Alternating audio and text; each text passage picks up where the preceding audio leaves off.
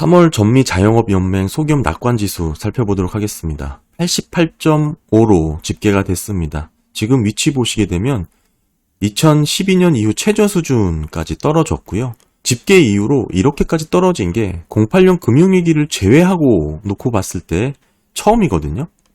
사실상 경기 침체를 경고하는 시그널로 NFIB 소기업 낙관지수를 해석을 해야 된다, 그렇게 봐야 될 것 같습니다. 이렇게까지 떨어진 NFIB의 소기업 낙관지수는 50년 평균이 98이에요.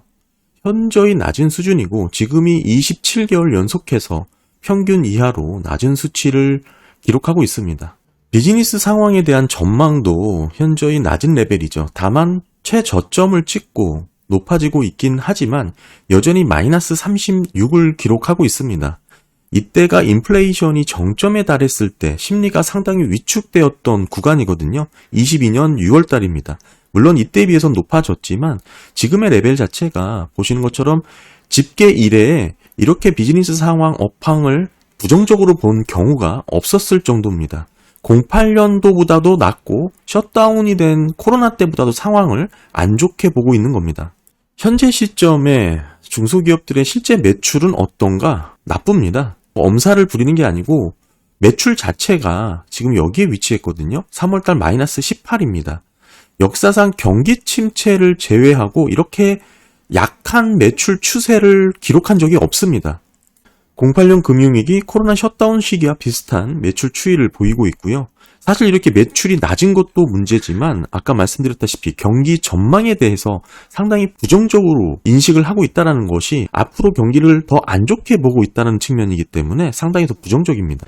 그렇다면 왜 이렇게 중소기업들은 경기에 대해서 안 좋게 전망을 할까요? 실제 매출도 현재 낮은 레벨을 유지하고 있고 무엇이 소기업 낙관지수를 이렇게 최저 수준까지 떨어지게 만들었을까? 원인은 단 하나입니다. 실물 경기에 직접적인 영향을 주는 게 정책금리, 고금리입니다. 제약적인 금리 수준을 직접적으로 민감하게 체감하기 때문에 그렇습니다. 생각해보시면 지금의 금리가 5.5%인데 이게 사실은 08년도 당시와 비슷한 수준의 위치거든요. 이게 아무렇지도 않게 미국 경기가 잘 굴러갈 수 있을 것이다 이렇게 생각하는 것 자체가 쉽게 납득이 되지 않죠. 당시에는 1%에서 5.5까지 올렸음에도 이런 08년 금융위기가 터졌는데 지금은 제로금리 가까운 데서 5.5까지 가파르게 올렸잖아요. 사실상 실제 비즈니스 환경은 매우 위축될 수밖에 없는 거고 특히나 듀레이션이 짧은 중소기업들은 이렇게 갑자기 높아진 금리 환경을 견딜 수가 없습니다. 상당히 심리를 위축되게 만들고 심리뿐만 아니라 실제 매출 자체가 현재의 낮은 수준까지 떨어졌다는 것이죠. 어닝도 마찬가지입니다. 실제 내가 걷어가는 수익 자체가 낮은 레벨이에요. 이것은 시간 문제라는 것이죠. 금리를 빨리 낮추지 않으면 폐업과 부도율이 높아질 수밖에 없는 그런 흐름을 보여주는 전조 시그널이다 이렇게 해석을 해야 됩니다. 절대 재고 수준을 보시더라도 경기에 대한 전망을 충분히 엿볼 수가 있습니다. 물론 지금 재고 수준이 현재 떨어져 있기 때문에 앞으로 재고 보충, 재고 구축에 대한 수요가 확장될 수 있다. 물론 그렇게 해석할 수 있겠죠. 근데 왜 지금 재고 보충의 움직임이 전혀 나타나고 있지 않을까요? 지금은 마이너스 7까지 오히려 더 낮은 레벨을 이어가고 있습니다. 경기에 대한 기대가 부정적이라면 재고 구축에 보수적일 수밖에 없는 게 현실이죠. 앞으로 경기가 불투명한데 어떻게 재고를 늘릴 수 있겠습니까? 지금은 재고를 소진하면서 재고 사이클의 마지막 국면에 임한 것이고 여기서 재고 구축이 본격적으로 이뤄지려면 경기에 대한 긍정적인 판단이 선행되어야 합니다. 재고 수준만 놓고 봤을 때 여기서 더 떨어지지 않더라도 사실상 과거 경기 침체 레벨 수준까지 다 떨어져 있는 위치거든요. 상당히 의미 있는 부분이라고 생각을 하고요. NFIB 소기업 낙관지수를 자세히 살펴봐야 되는 이유는 실제 미국 경기에 대해서 여과 없이 보여주는 바로미터이기 때문에 그렇습니다. 100인 이하 중소기업까지 보게 되면 57%가 넘습니다. 미국인들의 대부분이 이 어려운 금융 환경에 처해 있는 비즈니스 환경을 하는 소기업 동향에 민감하게 반응할 수밖에 없다는 것이죠. 물론 전미자영업 소기업 낙관지수는 고용자 10명, 연간 총매출 50만 달러 이하 기업을 산정을 하지만 절대 비율이 15%라고 볼 수 있겠죠. 하지만 100인 이하 중소기업까지 포함을 하게 되면 소기업이 겪는 어려움과 크게 다르지 않다 강조해서 말씀을 드리죠. 이렇기 때문에 소기업 낙관 지수가 현저히 떨어졌을 때 과거 늘 경기 침체로 이어졌던 패턴이 나왔던 겁니다. 너무나 당연한 일입니다. 미국 경제에 미치는 중소기업의 영향력이 크기 때문에 당연히 노동력의 절반 이상이 소기업, 중소기업에서 고용이 되기 때문이죠. NFIB 소기업 구인 건수하고 졸트의 구인 건수의 상관관계는 매우 높습니다. 지금 추이를 보시게 되면 NFIB의 고용 추이는 계속 하락 추세를 이어가고 있습니다. 결국 고용이 둔화되거나 약화되는 것은 너무나 분명히 보이는 그런 흐름을 전망해 볼 수가 있고, 우려스러운 점은 채용 계획이 급격하게 후퇴했다라는 것입니다. 비농업 급여와 높은 상관관계를 갖고 있기 때문에 채용 계획이 급격히 후퇴했다라는 것은 안정적으로 임금 상승률이 잡혀 나갈 것이다라고 전망해 볼 수 있는 부분이고, 아무래도 고용시장의 둔화 위축의 속도가 빨라질 수밖에 없는 것이죠. 또 하나 임금 상승의 선행 지표로서 보상 계획 데이터가 있습니다. 상당히 직접적인 연관성이 있죠. 지금 현재 보시게 되면 1월달 조사 시 이게 높아졌다고 말씀드렸고 2월달엔 다시 떨어졌기 때문에 곧 임금 상승률의 둔화가 지속적으로 이어질 것이다라고 말씀을 드렸는데 3월 조사에서는 물론 2월달에 비해서 소폭 높아지긴 했습니다.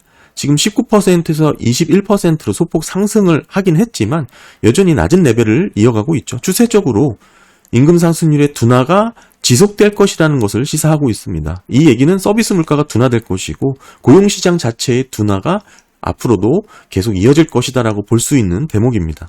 ECI 임금 데이터에도 마찬가지로 동일한 추이를 보여주고 있죠. 이 점선이 이번 보상계획 데이터인데 여기서 여기 소폭 높아졌지만 여전히 3개월 이동평균으로 보게 될 경우는 하락이 이어지고 있는 수준이고요. 우려되는 부분은 이겁니다. 3개월 이내에 제품 가격을 인상시킬 계획인데 이 데이터가 CPI 상승률과 상관관계가 매우 높습니다. 3월달 다시 33%로 집계가 됐어요. 2월달 조금 떨어지는가 싶더니 다시 3%포인트가 높아졌는데 이 수준이 지난 1월달 수준까지 높아진 거거든요. 여기서 여기 이렇게 재차 상승한 겁니다. 23년 4월달 21%까지 떨어졌던 것이 다시 이렇게 반등하는 수준을 이어가고 있는데 이런 흐름은 결국 CPI 흐름이 당분간 상방 압력을 받을 수밖에 없다. 결국 재차 이 물가가 상승 추세로 이어질 가능성이 크다라는 것을 나타내주고 있습니다. 앞으로 물가 반등에 대한 가능성이 높아졌기 때문에 상당히 부정적인 부분이다. 이렇게 봐야겠죠. 정리해보면 이렇습니다. 고용은 어느 정도 둔화가 이어질 것이다라고 봐야 되고 임금 상승률이 결국 보상계획이라든지 이런 부분에서 선행해서 살펴볼 수가 있는 건데 우려되는 부분은 물가죠. 제품 가격 인상 계획에 대한 선행 데이터로 놓고 봤을 때 물가가 반등할 가능성이 상당히 높아졌다. 이 말씀을 좀 드리고요. 경기 침체는 약한 고리부터 터지게 되어 있죠. 개인 사업을 하거나 자영업, 소기업들이 먼저 무너집니다. 따라서 이분들의 경기 상황을 잘 살펴야 합니다. 대기업이 무너지는 것은 경기 침체의 결과지 조짐과 선행 데이터로 살펴볼 수가 없어요. 소기업의 비즈니스 환경 변화를 선제적으로 감지하는 게 의미가 있다는 것이죠. 중소기업들을 살펴볼 때 늘 어렵다라고 얘기를 하기 때문에 심리와 전망 소프트 데이터 빼고 실제 데이터만 따로 제가 발췌해서 또 정리를 해드리고 있죠. 실질적인 구인 건수 보시게 되면 계속 이렇게 떨어지고 있습니다. 다만 경기 재개에 따른 보복 소비를 실제 졸트의 변동성보다는 상당히 약한 모습을 보여주고 있죠. 그만큼 졸트 보고서가 어느 정도 과대 포장돼 있을 가능성을 여기서도 엿볼 수 있다 저는 생각을 하고요. 재고의 등락 보시게 되면 감소하는 추세가 뚜렷하게 나타났습니다. 팬데믹 이전에 비해 레벨 다운된 상황이고 직전 달 마이너스 1에서 마이너스 7로 크게 감소했습니다. 재고가 이렇게 줄고 있다는 것은 경제 전망에 대해 부정적인 면모를 보여주고 있다라고 해석할 여지가 있는 거고요. 실제 어닝이 어떠냐? 사실상 쇼크에 가깝죠. 지난달에 비해서 소폭 높아지긴 했지만 의미 없는 그런 반등이고 뚜렷하게 팬데믹 이전 수준보다 낮고 특별히 경제가 재개된 이후 보복 소비로 많은 서비스 수요가 폭발했던 이 시기를 놓고 보더라도 높은 물가로 인해서 정가를 할 수 없었죠. 따라서 소기업들은 대부분 어닝이 팬데믹 이전 수준을 회복하지 못하고 그 이후로 계속 더 낮아지는 모습을 보여주고 있습니다. 엄살이 아닌 것이죠. 실제 어닝이 이렇게 쇼크 수준까지 떨어졌다라는 것이고 당연히 캐펙스 지출은 꾸준히 유지가 되고 있습니다. 이 부분을 놓고 경기에 대한 전망을 긍정적으로 해석해서 공격적인 자본 지출을 하고 있다 이렇게 해석하면 안 된다고 말씀드렸죠. 영세한 비즈니스 특성상 이 사업을 영위하기 위해서 일정 부분 고정자산 지출이 불가피하다 이렇게 해석을 해야 되는 것이죠. 한마디로 비즈니스 모델 자체가 취약하다라는 것이죠. 이 사업을 영위하기 위해서는 꾸준히 돈을 써야 되는데 실제 벌어가는 돈은 현저히 떨어지고 그리고 재고를 쌓고 있지 않습니다. 그만큼 경기에 대해서 부정적으로 판단할 수밖에 없는 것이죠. 구인 건수도 계속적으로 하방으로 떨어지고 있는 수준입니다. 여기에 뭐 대출 조건이라든지 신용 상태, 채무 불리험, 위험 등을 다 거론하게 되면 사실 뭐 좋은 얘기가 나올 수가 없겠죠.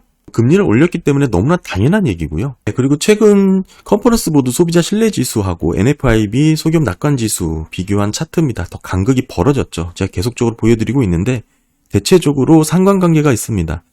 기준선 100을 기점으로 봤을 때 유독 경기 침체 전에 이 100을 상회하냐 하회하냐로 디커플링이 된다고 말씀드렸죠. 여기도 100 이상 이하, 100 이상 이하 다 나뉩니다. 지금도 컨퍼런스 보드의 소비자 신뢰 지수는 100 이상을 가르치지만 NFIB 소기업 낙관 지수는 100 이하로 간극이 벌어졌잖아요. 이렇게 간극이 벌어졌을 때 특히 100이라는 기준선을 놓고 위아래로 갈라졌을 때 경기 침체에 임박했던 그런 시기라고 볼 수가 있습니다. 그래서 이번 3월 NFIB 소기업 낙관 지수를 정리를 해보면 크게 세 가지로 나타날 수 있습니다. 2012년 이후 최저 수준까지 떨어져 있는 낙관 지수의 모습을 보여주고 있고요. 또 하나는 물가 우려입니다. CPI 상승률이 높아질 가능성이 우려가 되는 그런 선행 데이터가 나왔고 다행스러운 것은 고용입니다. 임금 상승률에 대한 보상 계획 데이터가 점차 1월달 이후 2월달, 3월달에 이르면서부터 계속 둔화되는 쪽으로 추세가 떨어졌고요. 이런 흐름이 이어질 것으로 보이기 때문에 고용시장에서의 둔화는 지속될 것으로 보여주고 있습니다. 고용시장은 둔화, 물가는 우려스러운 부분, 그러면서 전반적인 경기, 실물 경기는 상당히 위축되어 있는 상황으로 이렇게 정리를 할 수 있을 것 같습니다. 네, 감사합니다.